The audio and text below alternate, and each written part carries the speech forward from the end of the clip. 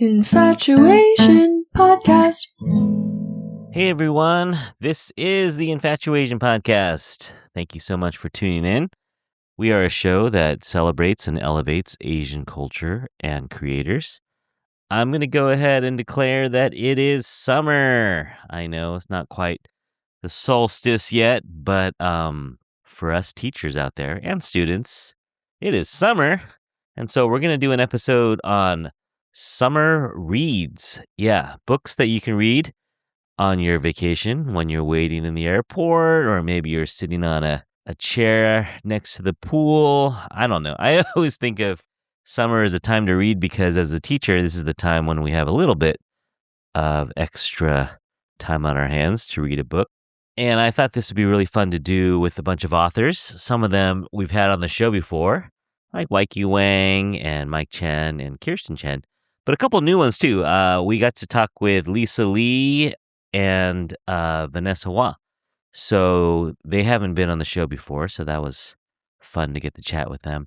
I'm joined with Sarah-Soonling Blackburn. You've heard her on the show before. So we recorded these separately, but together, it's kind of weird. So you'll hear how it goes. I think I started with just me and Weike, and then Sarah joined in, and then Sarah stayed on the call when Mike and Kirstin and Lisa and Vanessa all called in.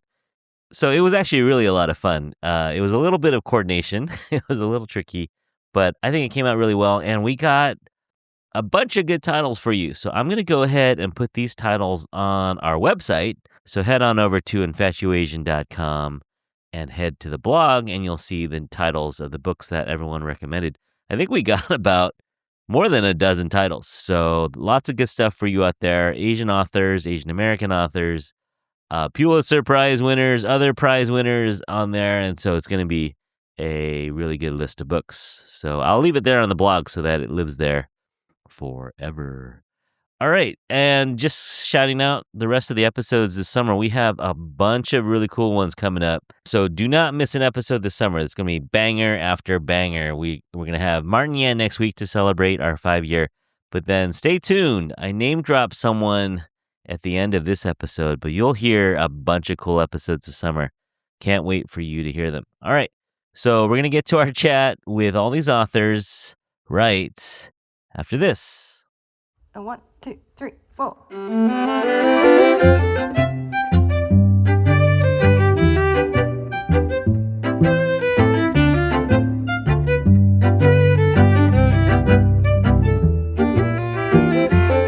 And calling in from New York is our old pal, Weike Wang. Hey, Weike. Hi. Did I ever tell you that you were our first novelist on the podcast? Oh, really? Yeah. What do you usually have? Well, we had, up until that point, we had a lot of friends, and then we were doing, like, just community people, and once in a while, someone, like, in TV or news. But, yeah, you were the first novelist, I think. We had someone who did a picture book, but, yeah, you were the first novelist.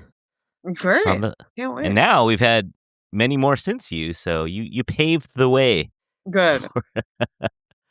All right. Let's see. So catching up with you, what do you got? What do you got going? Well, we should say, author of Chemistry, Joan is Okay, Rental House. What do you got cooking? What's in the pike? Oh, I have some stories coming out. Or there's one coming out next week. And then I just turned in the copy edits for my book. So it was like turning in copy edits for 4th book. And I think I'm done writing books. I need to take a break. So going back into the short story route, and the new short story is called The Dream Drive. So I think it comes out online on Sunday. Okay. This will be a little after that, so definitely available by the time this podcast comes out. Yeah. And speaking of the future, we're going to ask you a question about what should people read this summer. Now, summer means different things to other people. We're both teachers, so summer means a little bit of a break for us, but I don't know what it means for the audience. Yes. A little bit. But can you recommend some books for us to read this summer? I have a lot of different books. I mean, these are older books. I think I usually start with the book I always recommend is Sigrid Nunez's A Feather on the Breath of God, just because I don't know, it was such an inspirational book for me. I really love my teachers, so I think I wouldn't be here without them. It's an oldie but a goodie. And the Ian Lee's memoir, Things in Nature Merely Grow, she just won a Pulitzer for it. So, but when I first read it, I was like, "This is amazing," you know? She really turned, I think, her grief and her personal narrative into art, which I find hard. I mean, I think it's hard to find that creativity, especially when you've gone through an experience like she has with her family. I've always loved Rachel Khong's Goodbye Vitamin. It's a novel about a young woman handling dementia and old age with her father. And I think that's an experience as we're getting older, we can kind of all sort of relate to is Yeah. that, our kids get older and our parents are aging. And then so we're kind of caught in the middle of that. But it's a funny book. I say all these books have, well, maybe not Yoon Lee's memoir, but a lot of these books have a layer of humor to it. Sure. Amongst, I would say, just family strife and family issues.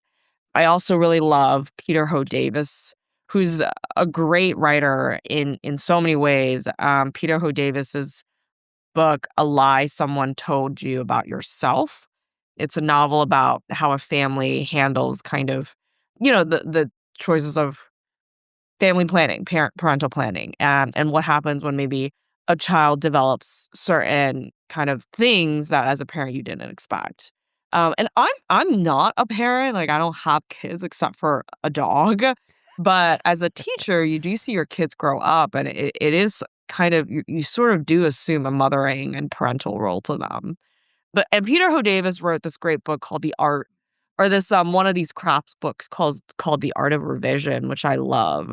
And I really love it when great novelists write like books to help you write, because then you can actually improve on that. Mm. And I guess final book is The Buddha in the Attic.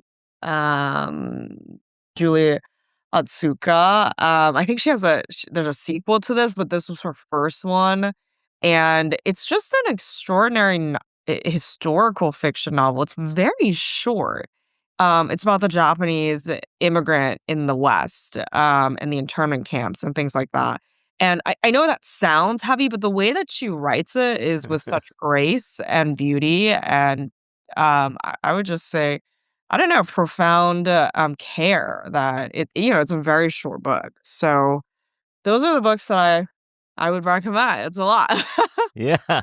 Well, that's for me, summer means it's time to read. I got a little bit of time on my hands, so Yeah. love these. Have you read Rachel Khong's new book of short stories? No, but when you emailed me about that, I feel like I should. I'm going to. I like the thing I have with short stories is I like reading one at a time from Yeah. a writer. And similarly with music, I'm like much more of a song girl than an album girl, right? I can't listen to a whole album, but I will listen to like 1 or 2 songs from an album and then 1 or 2 songs from a Yeah. different album. So, I have read her short stories and I love them because they have this kind of surreal, funny, quirky quality to them. But I definitely put that on the list. Um, have you read it? Yeah. You're gonna read it this summer. I gotta read it. Yeah, no, I haven't yet. I talked to her people, and they said that she's on vacation this week, so she couldn't come on the podcast. Though I'm sure she would have loved to, but Curtis, what is vacation really? Because I know. I feel like it's hard. I'm glad for Uh, her though. Good for her. yeah, yeah. You know what? What do you try to grab when you're thinking about going on a flight somewhere or going to a rental house or something? Yeah. What what draws your attention to a book when you're gonna grab one? Um, I think for something like a vacation, I probably pick up like a collection of essays or something. Yeah. I generally like to read shorter form when I'm on vacation because I just don't think have like 5 hours that I really want to sit there with a book because you might be touring a city or you might be going on trips and stuff like that. So I find collections of essays to be helpful.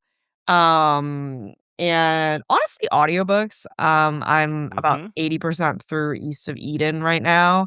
And this year I listened to about 15 audiobooks. So really really, I mean, this is not by an Asian author, but really recommend Catch 22 on audiobooks just because they make these voices and it's kind of more engaging. Yeah. So things like that. And obviously all of these books are on audio books. So I recommend that. It helps you get into it. And if you're waiting for a flight and you're just sitting there, it's actually a really great way to listen and relax. Yeah, no, I agree. Or a podcast. Or a But podcast. Yes. but I agree though. I think sometimes the lighting isn't great for reading, or you don't want to disturb the person next to you with a light Exactly. on. So Exactly. And you might lose the book, on some desk drawer or something like that. Yeah. yeah.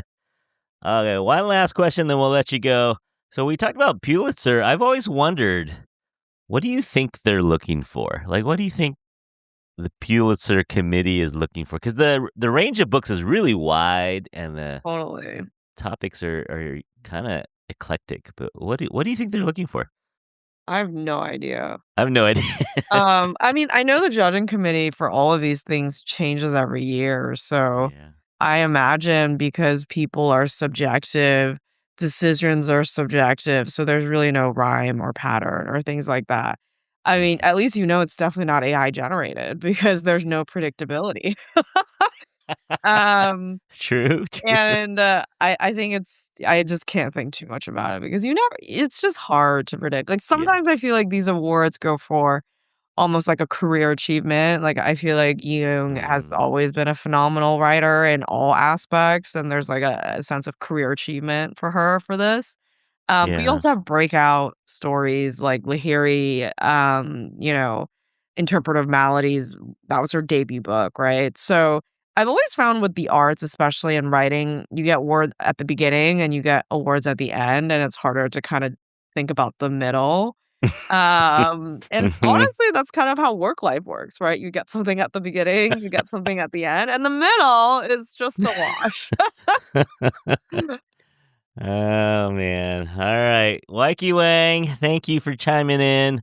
Always fun to talk to you. Yeah, thank you. All right. Thanks, Curtis. We'll catch you soon. Ciao. Bye. Bye. That was Weike Wang. Always fun to talk to her. Super smart, great writer, always funny. Yeah, I agree. I agree. Most books, even if it's a heavy topic, I love it when there's some humor or some levity in the otherwise it just gets to be a little bit too much. But thank you, Waikiki, for those recommendations. I'm gonna add them all to my list. Well, I've read Goodbye Vitamin, but the others definitely gonna add to my list.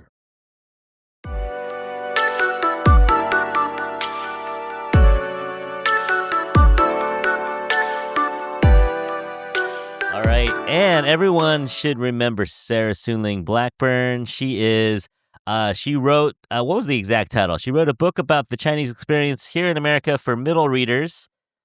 Yes, Exclusion and the Chinese American Story. Yes, yeah, and it is great, and it is educational, but just fun to read too. It was, I enjoyed just flipping through it. Thanks, Curtis. Some things I knew, a lot of things I didn't know. So yeah.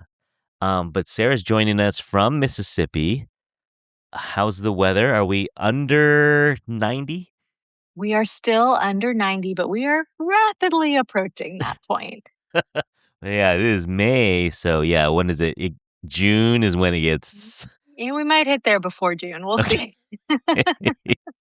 But yeah, it's been a little while. We haven't talked for at least 14 months. Why is that, Sarah? Why haven't we talked? Well, that's because when Lucy Anmei was born about 14 months ago. And so, yeah, the things that you don't do as much when you have a small child in your home are writing and talking on podcasts. Yeah, a little further down the priority list is Yeah. podcasting. But yeah, I've tapped you because I know you're a fairly voracious reader. And so I gave Yes. you a little bit of homework. Well, reading is something you can do while a baby That's is true. nursing, for example. That's true. Yeah. Okay, so I gave you a little homework, and you did better on it than I did, to be honest. I think you finished more books than I did. But we're doing a special summer reads episode. What does summer read mean to you, Sarah? Well, to be honest, I mostly like to read dense, difficult, emotionally taxing books, which I don't think qualify as summer reads. But because I have the baby in the house, I came to you with some picture books that have been crowd favorites here, which I Mm, think are summer reads for anybody, whether you have children in your life or not, or for you can just, sure. mail them to all of your friends with children or people you don't know who might one day have some because they're great. Yeah. Okay. So what do you got for us? Okay, so the first one, this is one of my daughter's favorites. She just loves looking at the art. Some of you might be familiar with this one already. It came out a few years ago. It is Eyes That Kiss in the Corner, Joanna Ho. And it is just beautiful. It's the narrator is a girl who says that my eyes kiss in the corners and glow like warm tea, and it's kind of a celebration of beauty and identity. Nice. Yeah. Yeah. I don't think we ever got that for our kids, but I have heard of it. That's really cool. Yeah. Yeah, it's really beautiful. And she loves my daughter loves flipping the pages and pointing out wherever she sees the Monkey King. Because Mm-hmm. there's a little stuffed animal of the Monkey King. So Okay. that's Okay. been cool. She doesn't know who that is, but I think she just likes the monkey. We'll get there. Mm-hmm. Mm-hmm. Um, a little further down the road, have you read any Grace Lin? Yes, I have. Ugly Yeah, we'll get Vegetables there for one. soon. Mhm. But I would recommend Chinese Menu is a really cool one. It's about Chinese American food, or she calls it American Chinese food. Love And that. the lore behind some of these dishes, whether it be the actual history in America or the lore from China that the dish was based on, it's a really fun and beautiful book. And you will definitely learn something. I think everyone who's ever enjoyed sweet and sour pork or General Tso's chicken will enjoy this, hearing a little bit more about the origin of the book. Did you have another kid's book for us? I love that. Yes, I've got two more. So the next one on the theme of food. I don't think that this is an Asian author, so apologies to Amy Wilson Sanger if you are Asian, and me just assuming from your name that you might not be. But Yum Yum Dim Sum is a board book, and the art is paper art, so almost like origami, but also collage, and it just has this rhyme, and it's so fun, and we enjoy reading it. And recently took baby to dim sum for the first time, and so it was cool to be like, look, the book is real in real life. Yeah. We Um, definitely had that one. That was cool. yeah, And I seem to remember my older daughter actually learning some of the words from that book. Like as yeah. she's I learning how to speak, she learned from that book. That is cool. Yeah, in the back, it has the names of the foods and kind of what they are explained in English, which is very helpful. As somebody who is Chinese but not fluent in the language, even I was like, oh, okay, that's what that translates Yeah, to. yeah. No, I think those are great. I think picture books are perfect because you don't need the words, but the words are there if Yeah, you want them. I love it. that's I got right. another one for you. I won't give away the ending, but it's called Norman Speak. And it's Hey, about a dog. And yeah, okay, so check that out in your library. Caroline Adderson absolutely. wrote it, but yeah, take a look at that book. It's pretty fun. Mhm. We are going to the library tomorrow morning, so I am going to see if I can get that. Yeah, yeah, go take a look for that. That's great. Well, I have one more book for you, and this one is called The Favorite Daughter by Alan Say, who is Japanese American. And I really like this book because, as somebody who is raising a multiracial Asian baby who she just came out with, red hair and big, big, huge eyes and long eyelashes, does not necessarily present as somebody with Asian heritage. But this book, The Favorite Daughter, is really about the author's daughter, who is part Japanese but has blonde hair, and is kind of wrestling with identity and being Japanese but maybe not being perceived in that way. And her name is Yuriko, so how does Hmm. what do the other kids and the teacher think of it? Yeah, And there are just so few examples of that kind of representation and this idea that you can belong if this is part of who you are, then you can belong kind of regardless of what the world says you look like or don't look like. Um, yeah, and so that one's a lovely one. yeah, yeah. Does she still have the red hair? Lucy still has the red hair, bless it. Yeah, there's going to be some It is explaining to getting do. redder. It is getting redder and curlier. Everyone keeps telling me, like, wow, she looks just like your twin, except white. With the red hair and ginger. Right. Oh, man. Yeah, she's going to, for the rest of her life, going to have a little explaining to do. Yeah, But that's right. That's- That's it's okay. conversation starter. Yeah. You know, Lisa C., do you know her work? She's written a lot about her Chinese identity, but she herself has red hair and she doesn't look Chinese almost at all. But yeah, she loves that part of her identity and loves exploring it and writing about it. So yeah, I don't know if she's ever written a book. Now this shows my ignorance on her work, but I don't know if she's ever written a book about her experience as biracial, but Yeah. Well, we're having a moment, with the Lauve music video that came out with all of us Wasians. Look, when I was in high school, my best friend and I thought that we came up with the term Wasian on our own. This was more than 20 years ago. We had a list of all the Wasian kids in our school, which was longer than you would think it Mhm. was. And so I don't want to claim that I've been on this for a long time, but I have been on this for a long time, and I am very happy to see our people having this moment in the culture as well. Yeah. And have you seen a little bit of the movement too to get rid of the hyphen and add the plus sign instead? No, I love that. I love it though, right? Instead of Chinese/American, you're Chinese plus American, Like I Yeah. like that. Well, as somebody whose first name is literally Sarah-Soonling, like legally, Yeah, maybe yeah, I yeah. should start doing the plus sign, which actually that would probably confuse people even more than I they know. already are. But the idea of it, I like the Yeah, I idea. love the idea of it. All right, so we're gonna talk to some authors today. We got a good bunch. Some of them are dropping by. We'll see who else drops by. I have some on the list. Maybe someone not on the list will drop by. But thank you Aw. for co-hosting with me. Such a pleasure to be here. This feels like being at Mr. Rogers' house. You'll never know who's going to show up at the door. You never know. You never know. Let's see. Oh, I didn't tell you this though. So for our 5-year anniversary show, I wanted to get a big name. So a friend of mine hooked me up with Yan Can Cook. So we are gonna do. So we did an episode with him, and he was great. Some people just come in like you are in the living room, and wearing whatever. But he was in the kitchen with his chef whites on, with a cutting board, a knife, and vegetables in front of him, and he gave us a little demo. And I asked him to do a little promo for the podcast, and he did my favorite podcast. You should all listen to. He's like my good friend Curtis. Like he's great.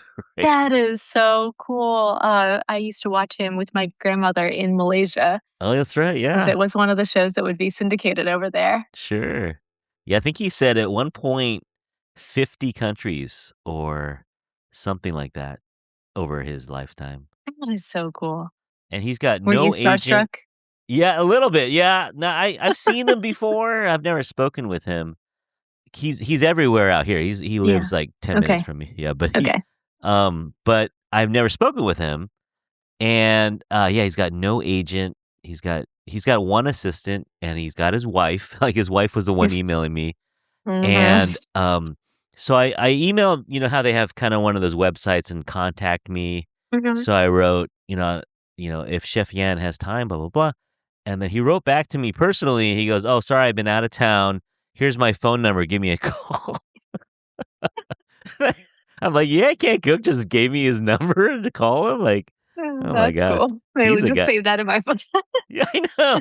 He's just a guy. He's just a guy. But yeah, he That's said he's cool. never had an agent. He's always done it. Really? Yeah. Really? He's always done it himself. Wow. And I mean, maybe he would have been even bigger, maybe more like, nationally or networky. But he's happy doing what he considers himself lucky, and Yeah. I guess he didn't feel like he wanted to go that Yeah, Food Network didn't route need or it. anything. Yeah. Yeah. It's always been PBS. That's cool. Yeah. Plus, the public service mindedness of it is Yeah. great. And I think he's done okay for himself, so he's not really Seems like feeling it. like, yeah, I need to blow up any further. But And then, so this same friend, he's super well connected. I told him I was looking for a big episode. So he also connected me with Kirstin Yamaguchi's people. Really? And she got back to me as well. Her people got back to me as well. So we're not doing that till later. But yeah, so my Mount Rushmore. I know. It's like you're just I'm checking them off I the think list. I got it because I think I don't know if I ever said it on the air, but in my head, especially being Bay Area, I said Amy Tan, Mm-hmm. Connie Chung, Mm-hmm. Martin Yan, and Kirstin Yamaguchi. Like those would be my because someone who grew up in the 80s and 90s, those are my people. So My mom's vision for my life would be that I would be Connie Chung. you're right. So she was not doing the science and engineering thing. She was like, you are going to be a television news broadcaster. Yeah, no, there's that whole generation Connie, like that whole Yeah, group of young Asian women. Well, now they're probably all 30s and 40s, right? They're all that's right. maybe 50s.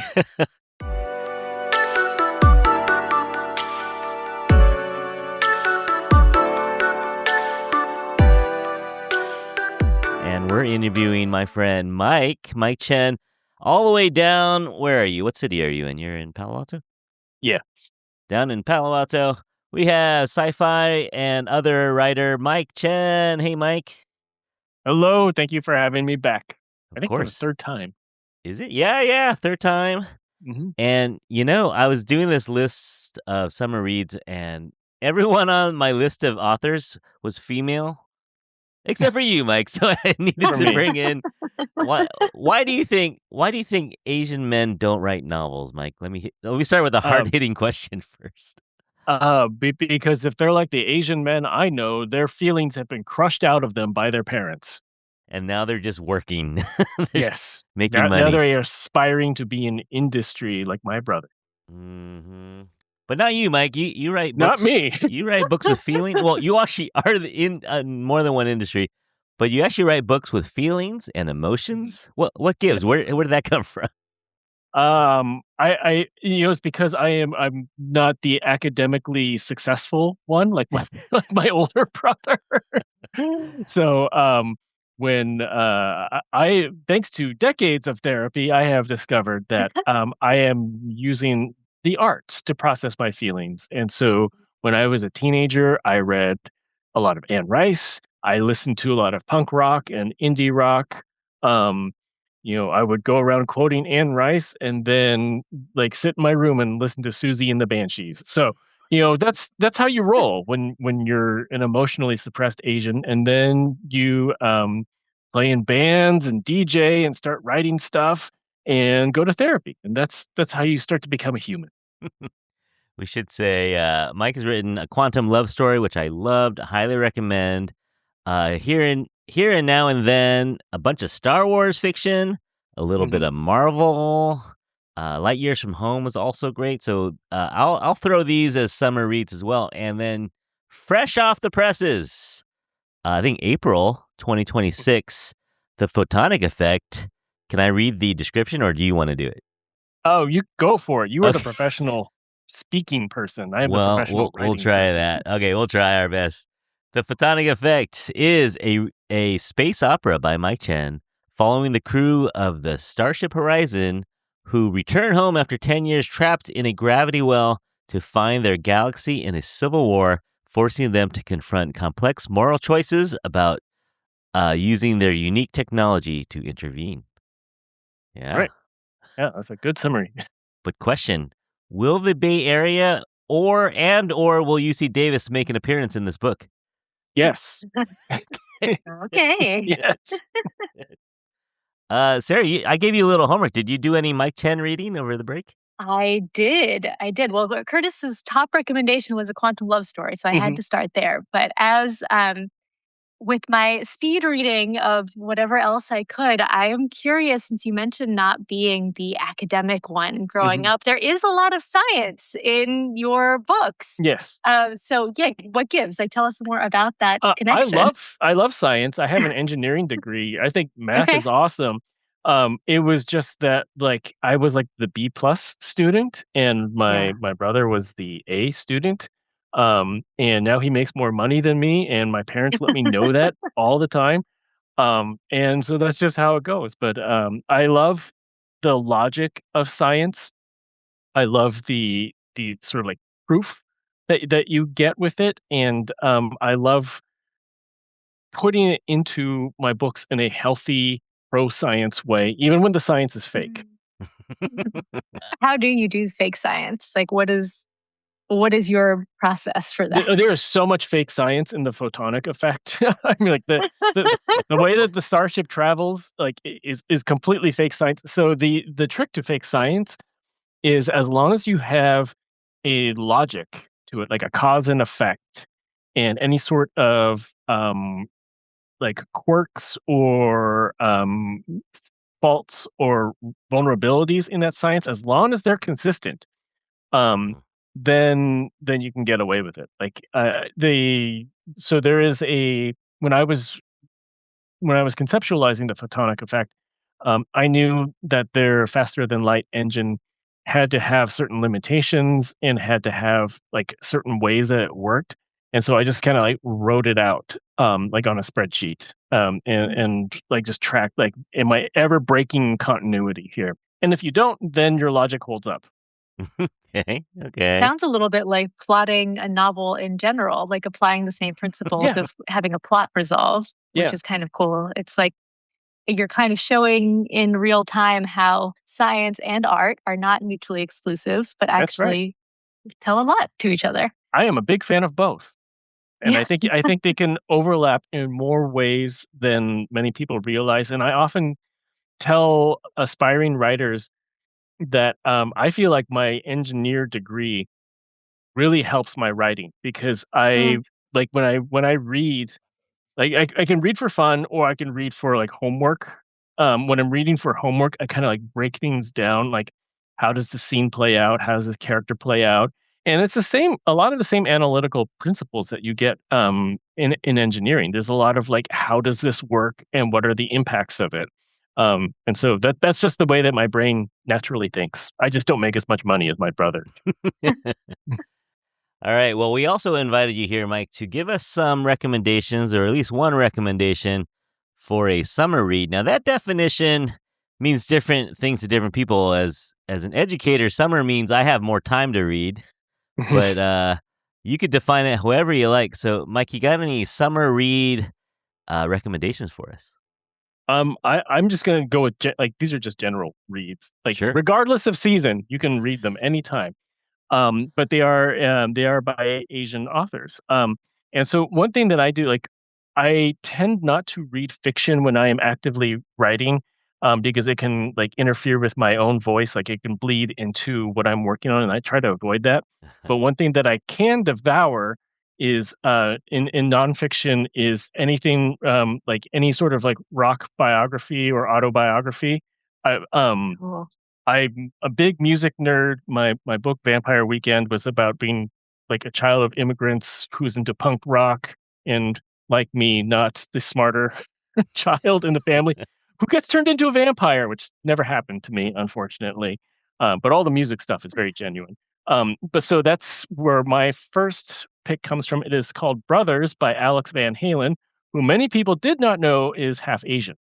Oh, okay. Yeah, the matriarch of the Van Halen music dynasty is Indonesian. Really? That's right. Yeah. Okay. Okay. Yeah. Sarah's a Malaysian Chinese.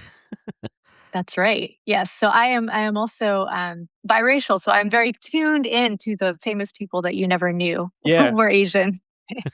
yeah. So it's an autobiography focusing on Alex and Eddie Van Halen from when they were children, including their time in Denmark, and then coming over here, being biracial, not necessarily speaking the language because they spoke Dutch, and how they found music as a way out of that, and then became like the biggest rock band on the planet.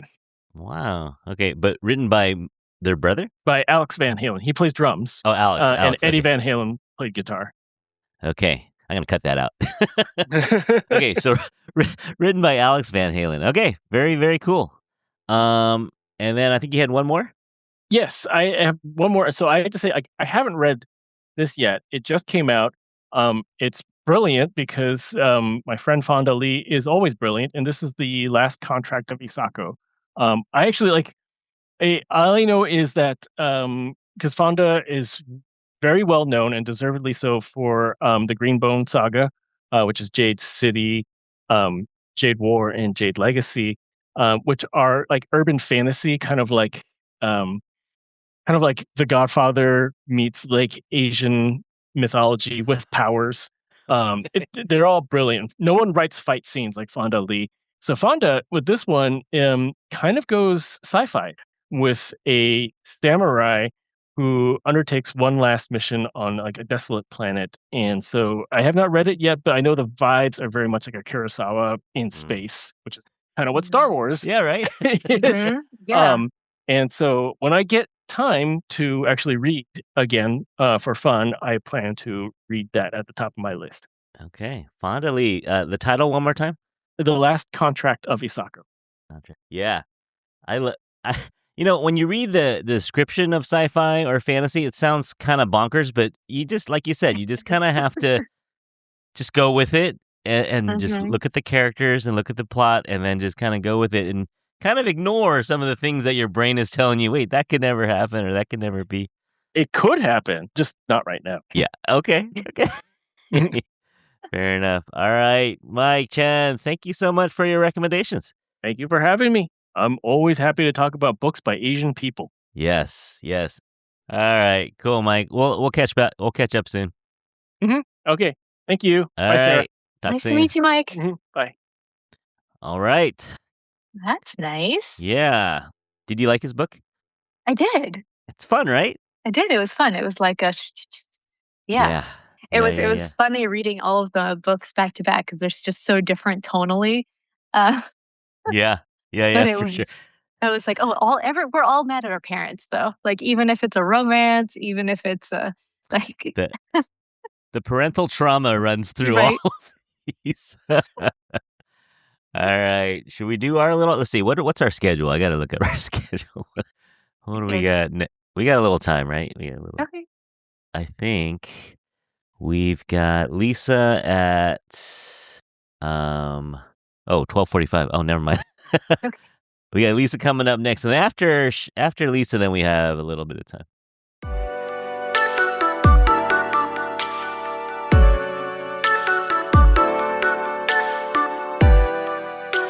And calling in from Los Angeles, California is first-time author, or first-time novelist at least, Lisa Lee. Hey, Lisa. Hey, thanks for having me. Of course. Yeah, excited to have you here. We are going to be talking about your book a little bit, which is called American Han. First of all, what kind of got you on this road to write this book? Oh, I don't even know where to begin.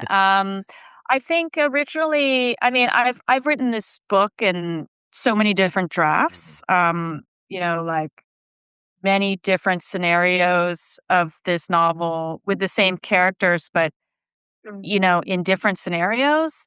And I think the whole time, though, I had the same goal, which was to capture this feeling of anger and sadness in this family, and to explore that and try to figure out what their sources of anger are, what the sources of anger for the narrator and the different members of her family. Mm-hmm.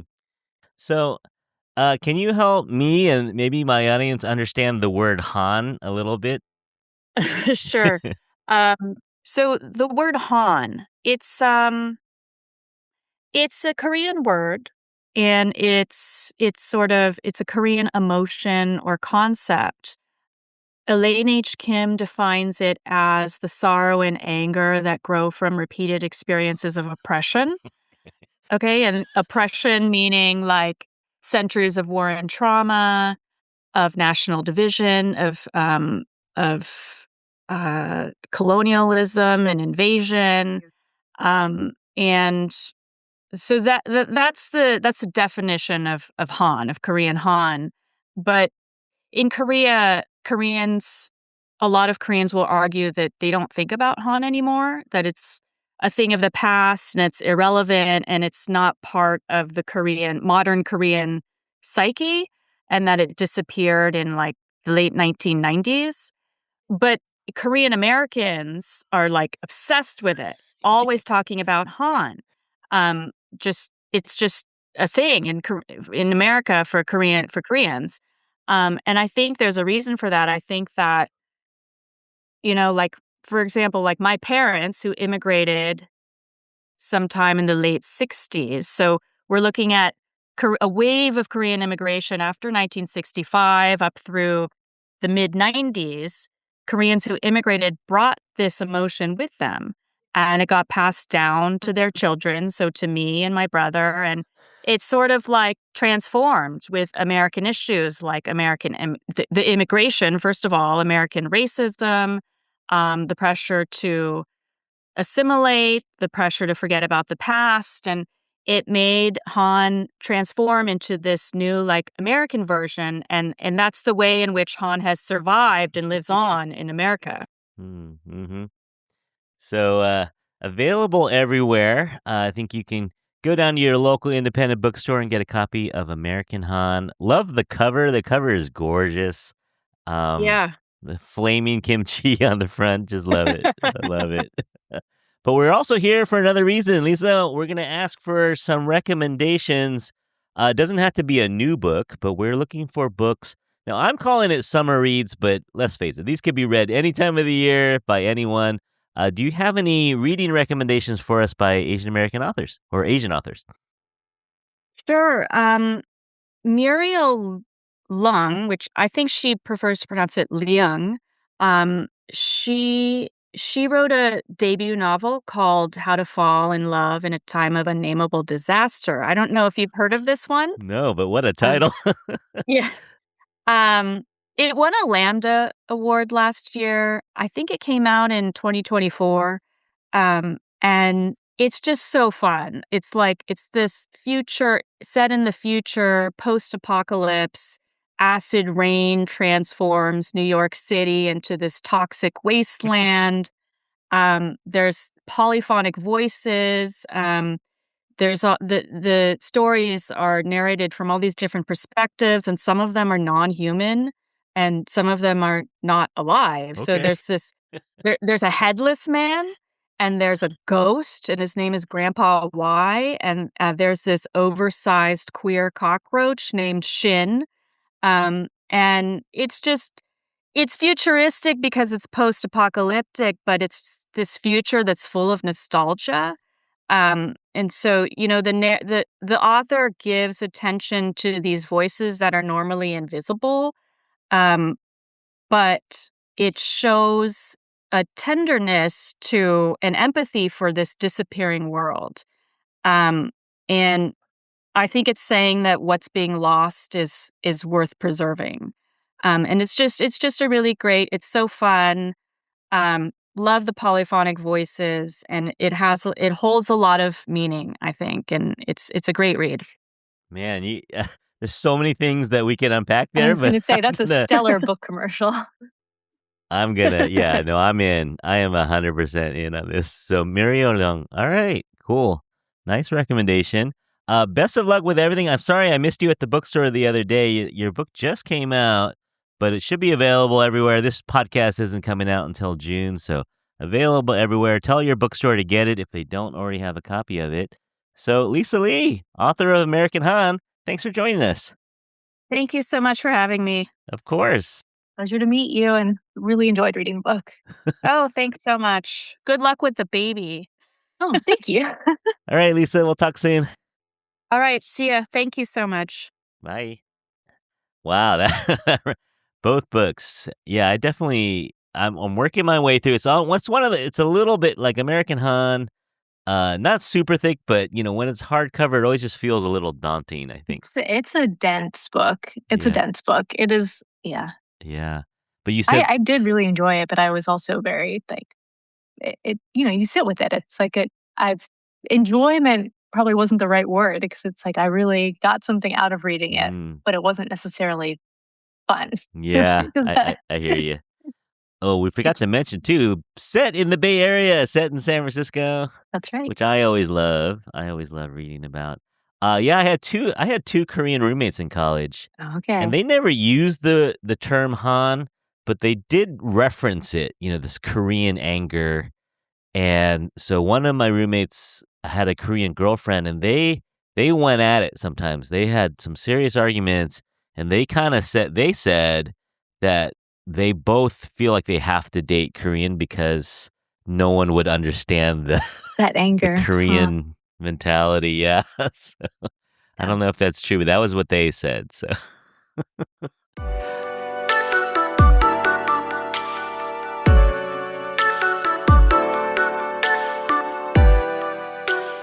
Kirstin! Hi. How are you? I'm great. Hi, Sarah. I'm Welcome. Kirstin. Hi, Kirstin. So nice to meet you. Nice to meet you. Oh, here's Vanessa. Hey, Vanessa's coming on too. Hello, hello. Hi. Vanessa, nice to meet you. I'm Curtis. And this is my friend Sarah-Soonling, Blackburn. Hello. She's in Mississippi. The rest of us are we Oh. all Bay Area except for Sarah? I'm in New York right now, but soon. Oh, okay. And in spirit. And then Vanessa, you're in the East Bay? Yeah. Okay. Yeah. Okay. Yeah, so Sarah's in Oxford, Mhm. home of Mississippi State. Is that what we're... No, The University of Ole Miss. Mississippi, also known as Ole Miss. That's right. Listen, I don't care that much, but people around here care a lot. Well, I do care. Don't say that. We'll edit that. Don't worry. We'll edit that. Yeah. Yes. We're not Are live, we so taping we can... already? Oh, okay. I am taping, but we're not live. We're gonna edit everything. And so Sarah and I did our intro a minute ago, and we interviewed Lisa Lee. I think you guys know her as well. Wrote American Han. I'm going to be on a panel with her, but I haven't met her before. I'm familiar with the book. Yeah, she's great. She's great. And Mike Chen, another Bay Area author, sci-fi though. He came on a minute ago, and then Weike Wang came on before you guys as well, and she dropped 5 titles on us. So Oh. big shoes to fill for you guys. I have 3 books. Okay. So Oh. Doesn't matter. Yeah, I didn't know it was a numbers game, but okay. No, we're going for quality. So yeah, no, for sure. So yeah, we'll just jump in. Maybe we'll start with Vanessa, and Kirstin, you can ask Vanessa questions too. You're a co-host as well. Sure. Okay. she's asking me questions on Monday at you and Exactly. Yeah. This podcast will come after that, but we can mention that for sure. That would be fun. Yep. Okay, so we'll just jump right in. All right, and we have 2 more authors. Are you both Stanford Cardinal? Am I getting that right? Yes. Yes. So everyone knows Stanford produces engineers and founders and tech innovators, but who knew that Stanford also produces award-winning Asian authors? We have 2 with us today. We have Kirstin Chen and Vanessa Hua. How's it going, guys? Going well. It's good. It's launch week for my novel Coyote Land, and it is both exhausting, but also like getting a chance to see friends from all parts of your life over and over again. It's kind of like getting married every day, or it's like having a book launch is like a baby shower and a wedding and all That's in the one. best Yeah. way to describe it that I've ever heard. Yeah, actually, are either of you heading to Jackson, Mississippi? What's the name of the book fest, Sarah? Mississippi Book Festival in Mississippi the fall. Book Fest. Anybody? I've never done that one. No. Come on Well, by. Say y'all hi to come Come Sarah. on by. Yeah, that's right. Let's see. Maybe we'll start with Vanessa because of the book launch. Coyote Land. How would you describe? Give us the author blurb for Coyote Land. It is a novel set in the hills east of Berkeley and is about wealth, privilege, and the housing market, as well as territory, predator, and prey of the human and animal kind. There are 4 families, and so we hear from both generations, from the parents' generation and the teenage generation in each family, but also there's a coyote point of view. Nice. So Hey, I got cousins in Orinda and Moraga, so we can definitely tap into that. And if you don't know, the Bay Area is covered in coyotes. Like during the pandemic, they had the moment, and they used to be nocturnal, but I think they've lost all fear of humans. And there are coyotes everywhere out here. Mhm. Well, actually, coyotes are, as part of the research I did for the book, they are in every state except for Hawaii. They, started in the plains and in the deserts, but like humans, can adapt. And I have no doubt someday coyotes will end up in Hawaii, stowing away on a boat or plane. They'll find a way. And so, yeah, actually, yeah, your good friend Kirstin is here as well. And you guys are in conversation now. This will come out after your book talk, but you guys are going to be at You and Me Books in New York City doing a little book talk in 2 days, I think, maybe, or 4 days? That's right, Monday. Okay. Yes, we are among each other's early readers. And actually, we both proclaimed to our partners that if we come to an untimely end, the other will need to finish our works in progress. Oh, good. I mean, not That's good, but that's, No, but it is actually really reassuring. And I do trust Vanessa's vision and also her understanding of me as a writer wholeheartedly. And it is a really beautiful feeling to have that. Yeah, I feel the same love way. it. Love it. And actually, I didn't tell you, but I met you two at Kirstin's soft cover launch at the Ruby. Yes. What was that, 2 years ago? Was it Um, soft cover? 2020. karaoke, Yeah, the karaoke Yeah. book Yeah, launch. I slipped out before the karaoke. Sorry, I'm not much of a karaoke person. But yeah, it's fun to see you there. And so this episode, we're asking authors to pick summer reads for us. Now, whatever that means to you, it doesn't have to be a beach read, but it could be any book that we might grab on the way to the airport or maybe even on a road trip. Vanessa, do you have any road trip or beach reads or summer reads for us? I have reads. Yes. That are compelling all in their own way. So I'll start with 2 books that are already out. They came out in January, February, and then I'll recommend another book that's not coming out till August, but is worth the wait. So the first book is How to Commit a Post-Colonial Murder by Nina McConnachly. It is dark, but also hilarious. And given that I am a young Gen Xer, it's set in 1986. There's the Challenger explosion. It hits that sweet spot. So it's about 2 Indian American sisters in Wyoming and the ways in which they save themselves. And I loved it. I was actually in conversation with Nina when she was in the Bay Area back in January. And then another book I highly recommend is Bad Asians by Lillian Lee. And it's about 4 friends. I guess what our youth is now historical fiction. It's about 4 friends who graduate during the Great Recession, and a video gets recorded. So remember, that was like the dawn of YouTube, and it goes viral, and it goes badly. So yeah, funny, heartfelt, and the last book I'll recommend is called I Have This Thing for Flowers, Essays on the Roots of Relationships. And that's by Alicia Lee Yang Sachin.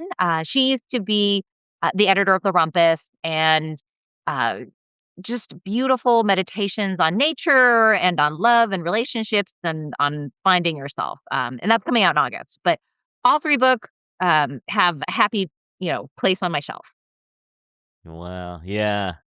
It's the titles that we're getting. I love the title. Like picking a title is great. And actually, Sarah and I, we've been talking to a couple authors, and there's been a couple apocalyptic. I was going to say there is a theme of apocalypse and a theme of, big ideas, but put into human stories. And my list is getting far too long. I'm going to need the summer and the fall and the next summer to get through these books. Yeah, but thank you. Those are great recs. Well, audience out there, we'll list all these out for you. You don't have to pull over the car and jot them down. We'll put them in the show notes so people can read these. Vanessa, thank you so much, and happy trails on your book tour. Thank you for coming along with us for a few minutes. And you can stick around on the call. We're going to you can interview Kirstin now if you want. Well, hold on to your hats for spring 2027 and Kirstin Tech Wives. So yeah, Tech Wives coming out 2027. Okay. That's right. April 27. Yeah, actually, Kirstin, my next book is coming out on the same day. That's right. Vanessa has 2 Oh, back to back. What? wow. Wow. Yeah, no, that'll be a party for sure with you Yeah. guys. All right. So our next guest is Kirstin Chen from, I'm going to say from San Francisco, visiting New York at the moment. That feels right. That feels right. And yeah, definitely author of Counterfeit, a definite summer read. You can grab a perfect read for vacation. It's a caper. It's a tale of flipping the model minority myth on its head, and we loved it. So, Kirstin, how are you? I'm doing great. So fun to be here with Vanessa and all of you. Yeah, it's good to see you again. With the short hair, is that Mhm. is that Oh, a it's new up. thing? It's not short. Oh, okay. Not totally short. Not totally short. So yeah, what do you have for us in terms of summer reads? Oh, okay. Well, before I knew that Vanessa was going to be on this call, I was going to recommend Vanessa's book. So I'm going to recommend Coyote Land in addition to another book. And I loved Vanessa's description of it, but I'll give you my take because it's a little bit different. I think everybody Uh-huh. I think it's a book that holds so many threads and so many perspectives that everybody kind of gravitates toward their own kind of center of the book. And so for me, well, it's a book that's set in an affluent East Bay suburb, and it opens with a Chinese American family moving into this suburb and causing all sorts of scandals, big and small. And like what I loved about it is that it's this kind of classic stranger comes to town setup, but then Vanessa kind of keeps twisting that idea around and you keep questioning who is the stranger and who actually belongs in this town. And you go all the way back to the original coyotes, and it's the humans that are encroaching on their environment. And I think it's just such a smart way of taking a very classic model for a story and like making you see a very familiar and true scenario anew over and over again throughout the book. So I would highly recommend that.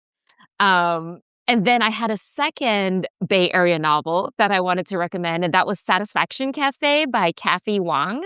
I don't know if she's ever been on the show, Curtis. No, not yet. She's Bay Area, local, born and Uh-huh. raised. And that book, I mean, I actually like tried to think about how I would describe it because it's this sweeping novel that follows one character, Joan, a Taiwanese immigrant who moves to Palo Alto over a period of decades, 30, 40 years. And it opens with her marriage, her first marriage that kind of implodes in spectacular fashion and then follows her through her second marriage and through her kids. And it's this kind of slow burn, but it's so charming and so beautifully written.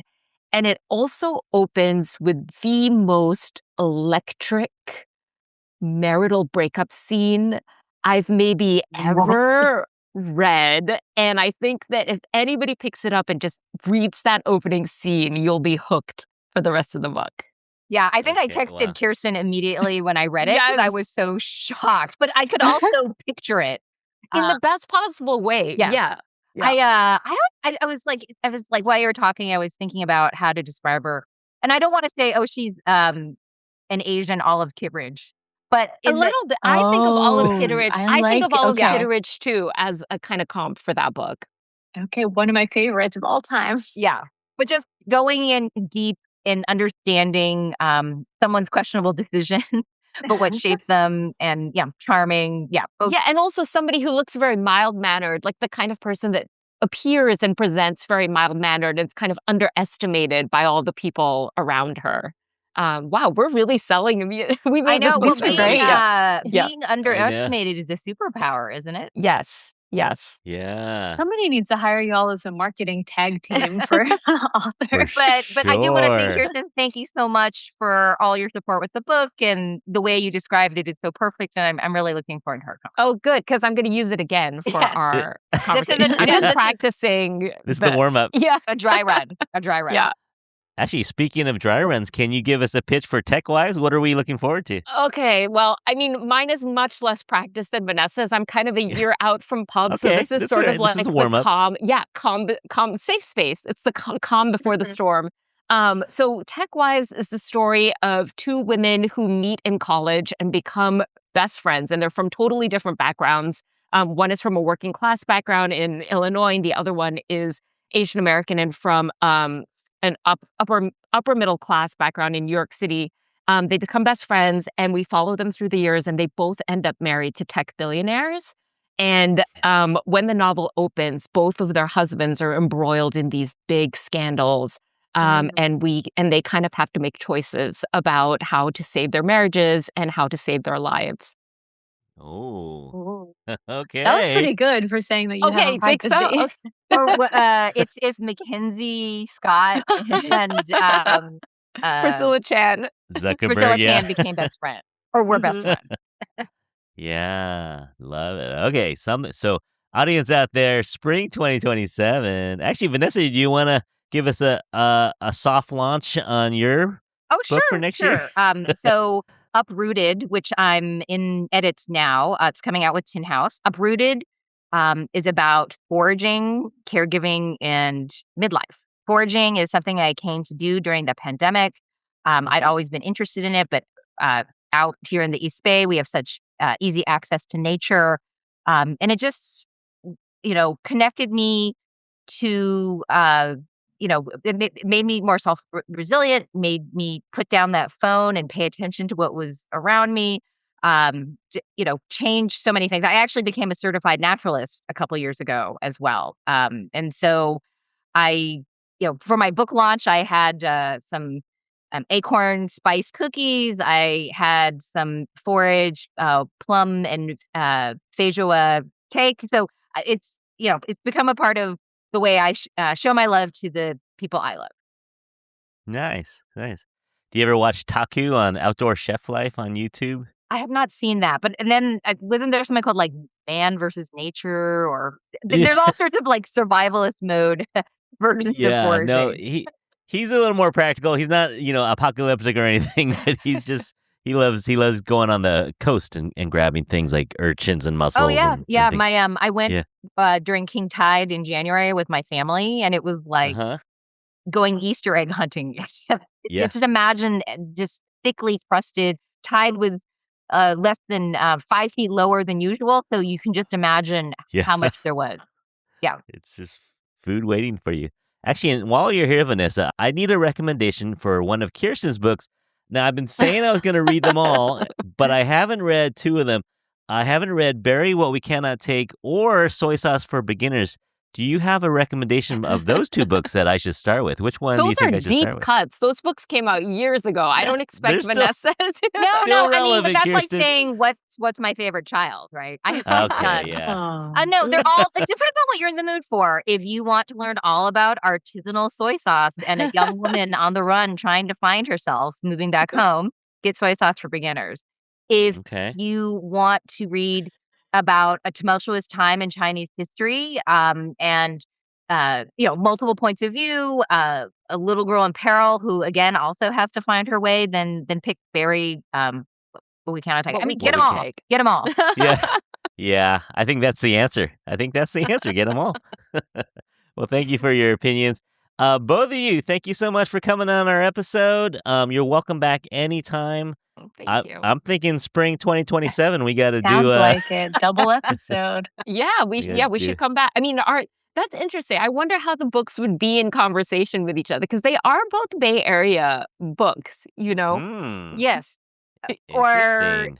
I remember once like thinking about like what is the theme in our books. I mean, they're in this. I mean, we write about different.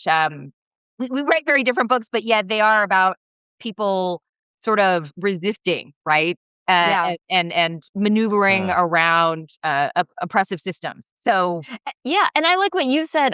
So Vanessa was just profiled in the Chronicle and was such a great profile by Hannah Bay. And you said like all of your books are asking the question how to be a good neighbor. Yeah. And I think that is like a really nice way to sum it up. I mean, fundamentally, like most novels are about like how to be good in a really corrupt world. And I think that is kind of a common thread. But I feel like it's also very stark in the Bay Area where we have, obviously a beloved place for both of us, but there's also like, so much inequality and so much, we're kind of at the forefront of all of these technological innovations and, the kind of downstream effects of that. And I think that's something that both of us write about a lot. And also, not that we have Hallmark endings, but that there is hope at the end of our books. Yeah. Yeah. That's a nice thing. Yeah. I think we need hope in this world. And we a little bit. I Yeah. always think, why write a novel if why write a nihilistic novel? Like what is the what is the purpose of making art if you don't actually believe that there is hope?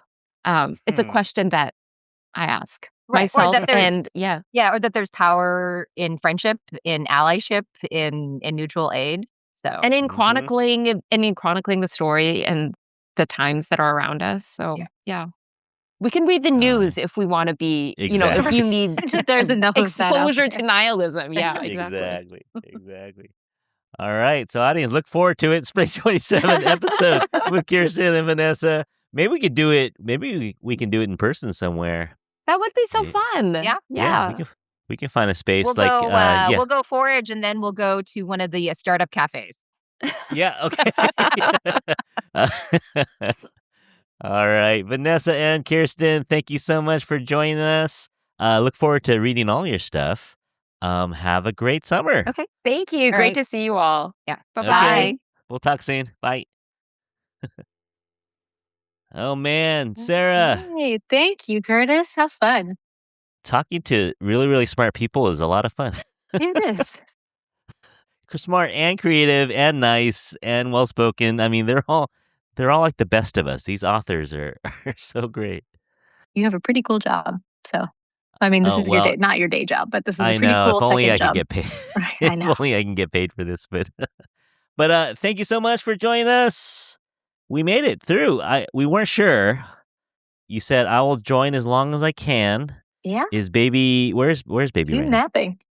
Oh, perfect. We didn't even wake her? Look, no, we're good. She's in, Okay. I mean, there's a door, but she's fine. Yeah, we were wondering, like you were saying, I don't know. We'll see how long we can last on a call. Yeah. So I kept listening, like, is there going to be but we did it.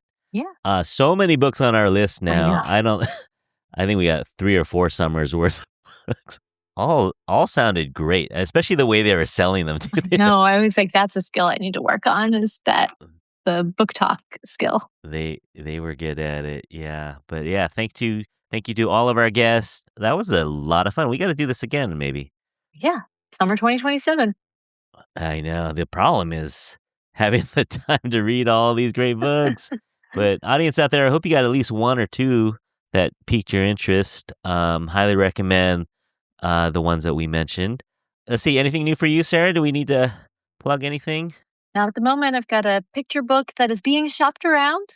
So maybe I can add mine to the picture book list one day. But I hope. Yeah. No, nothing else to report there yet. Okay. We're just going to be learning how to, already walking, 14 months already walking. Yeah, walking. We're ready for some more talking.